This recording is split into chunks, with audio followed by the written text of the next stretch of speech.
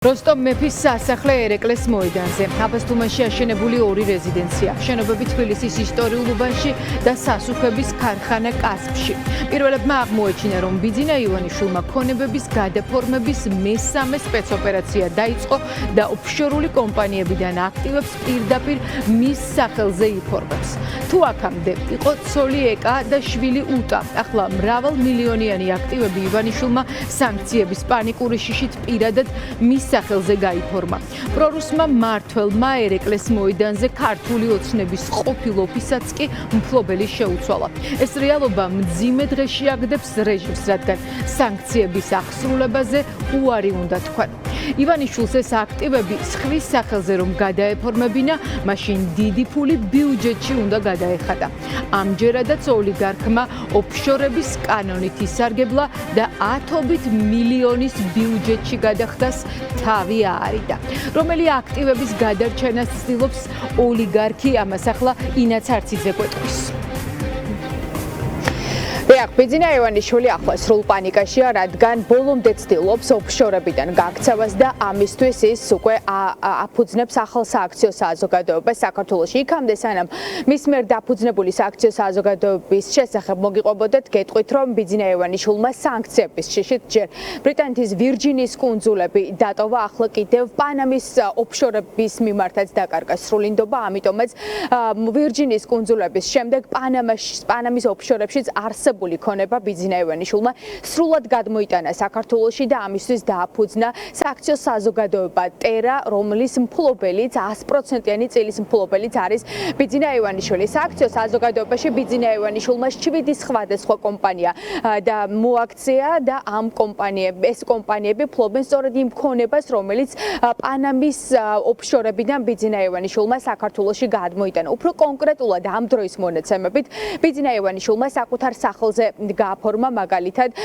როსტომ მეფის სასახლე, ქართული ოცნების ძველი ოფისი, ასევე მის სახელზეა გაფორმებული აბასთუმანში ორი უზარმაზარი რეზიდენცია, რომელსაც ასევე ბიძინა ივანიშვილი ფლობს და ასევე სხვადასხვა ტერიტორიები თბილისის ძველ უბნებში, ასევე სასუქის ქარხანა კასპში. ეს ყველა ქონება, რომელსაც ბიძინა ივანიშვილი წლების განმავლობაში პანამის ოფშორებში ინახავდა, ახლა საქართველოში აქვს გადმოტანილი და სრულად მის სახელზეა გაფორმებული. იმისთვის, რომ ბიძინა ივანიშვილს სახელმწიფოსთვის არ გადაეხადა მილიონობით დოლარი, როგორც იმპორტის ფული, ასევე ქონების გადასახადი, მან ისარგებლა ოფშორების კანონით, რომელიც სრულად საკუთარ თავზე მოარგო ოლიგარქმა და ახლა ის სახელმწიფო სულ მინიმუმ 500 მილიონი ამერიკული დოლარით აზარალებს, რადგან ივანიშვილი ცდილობს, რომ გაექცეს სრულად გადასახადებს და ამისთვის ის იყენებს, როგორც უკვე გითხარით, ოფშორების შესახებ კანონს. აღნიშნული კომპანიები ოლიგარქს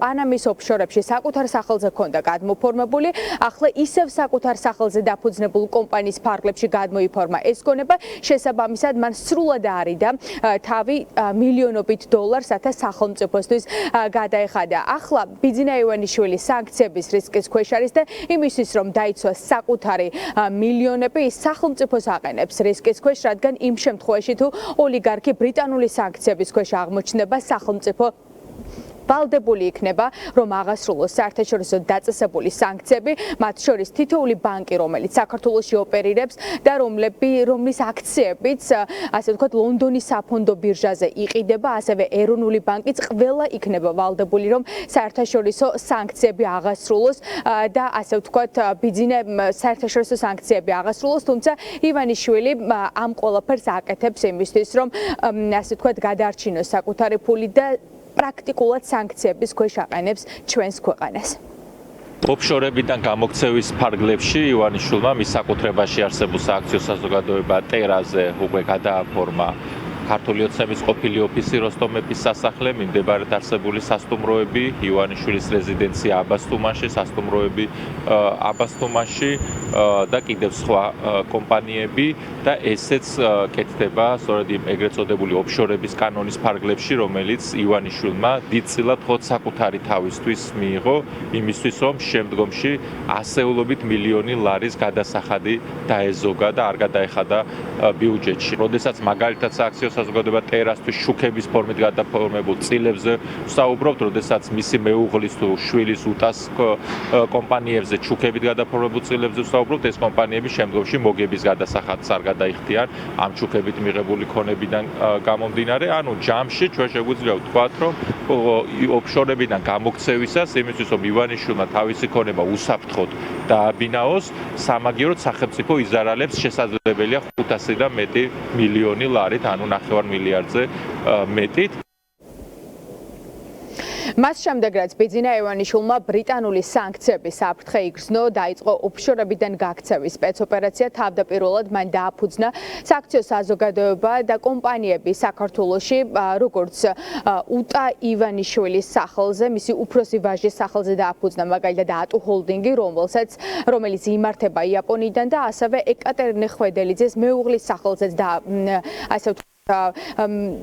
გააფორმა სააქციო საზოგადოება და ბრიტანეთის ვირჯინის კუნძულებზე ოფშორებში არსებული ქონება სწორედ მათ სახელზე გადმოიტანა. საქართველოში ახლა კიდევ მესამე სპეცოპერაცია დაიწყო ბიძინა ივანიშვილმა ოფშორებიდან. ამ შემთხვევაშიც პანამასაც მან სრულად უნდობლობა გამოუცხადა, რადგან ხედავს საფრთხეს, რომ ოფშორები, ასე ვთქვათ, მისთვის თავდაცვის მექანიზმი არ არის და საქართველოში ფიქრობს, რომ უფრო მეტად დაცული იქნება მისი ქონება. სწორედ ამიტომაც მან 31 დეკემბერს 2024 წელს დააფუძნა სააქციო საზოგადოება ტერა, სადაც მოაქცია ქონების დიდი ნაწილი.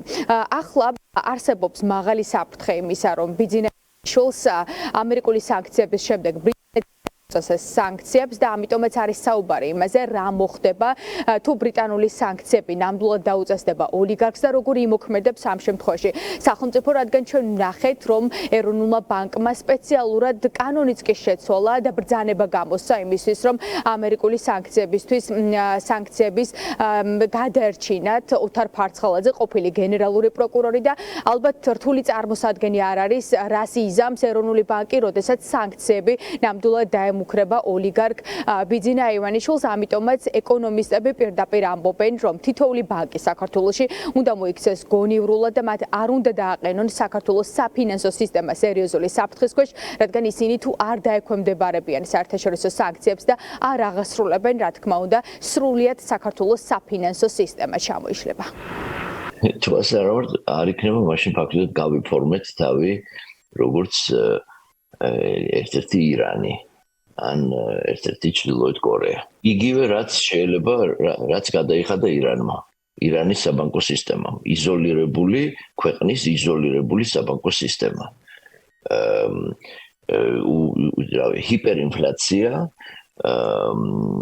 და ის რომ ირანულ ხალხს მაგალითად არ აქვს საშუალება ფაქტობრივად საერთაშორისო საბანკო ტრანზაქციებში მონაწილეობის და ირანულ კომპანიებს უწევთ, რა ვიცი, 1000 რაღაცა დაბრკოლების გადალახვა და ხშირ შემთხვევაში ვერ გადალახვა დაბრკოლებებისთვის, რომ იფუნქციონირონ. ჩვენ შემთხვევაში პატარა ღია ეკონომიკისთვის, რომელიც დიდწილად დამოკიდებულია ფენ ურთიერთობებზე დასავლეთთან, ეს უბრალოდ ამოყველი იქნება. რა თქმა უნდა, საერთაშორისო სანქციების რეჟიმს უნდა დაექვემდებაროს ყველა საბანკო ინსტიტუტი და განსაკუთრებით მას პრობლემები შეექმნება ბანკებთან მიმართებით, იმიტომ რომ ჩვენი ბანკები საერთაშორისო აღიარებული არის, ვიცით რომ საერთაშორისო ბირჟებზეც მათი, ასე ვთქვათ, აქციები გაყიდვა მიმდინარეობს, შესაბამისად მათთვის რეპუტაციულად ეს იქნება პრობლემა იმ შემთხვევაში თუ კი ისინი არ დაექვემდებარებიან ყველა იმ მოთხოვნას, რაც ექნება საერთაშორისო სანქციებს. ბიძინა ივანიშვილს რომ ოფშორებში არსებული აქტივები სხვის სახელზე გადაეფორმებინა, მაგალითად მისი შვილის უტა ივანიშვილის სახელზე. ამ შემთხვევაში მას მოუწევდა, რომ სახელმწიფოსთვის მილიონობით დოლარი გადაეხადა, თუმცა ამისთვის მან გამოიყენა იმისთვის, რომ აერიდებინა თავი ამ გადასახადისთვის, ოლიგარქმა გამოიყენა ოფშორების კანონი, რომელიც სრულად საკუთარ თავზე მოარგო და ახლა სახელმწიფო კარგავს მილიონობით დოლარს. ამ შემთხვევაში ეკონომისტები ვარაუდობენ, რომ დაახლოებით 500 მილიონ ამერიკულ დოლარზეა საუბარი, რომელიც სახელმწიფომ დაკარგა სწორედ ბიძინა ივანიშვილის პირადი ინტერესებისთვის, რადგან ფაქტია, რომ ოლიგარქი საკუთარი ქონების დაცვას უფრო მაღლა აყენებს, ვიდრე სახელმწიფო ინსტიტუტებს და შესაბამისად გრძელდება ისევ ბიძინა ივანიშვილის ოფშორებიდან გაქცევის სპეცოპერაცია და რისკის ქვეშ დგას ახლა სრულიად საქართველოს საფინანსო სისტემა.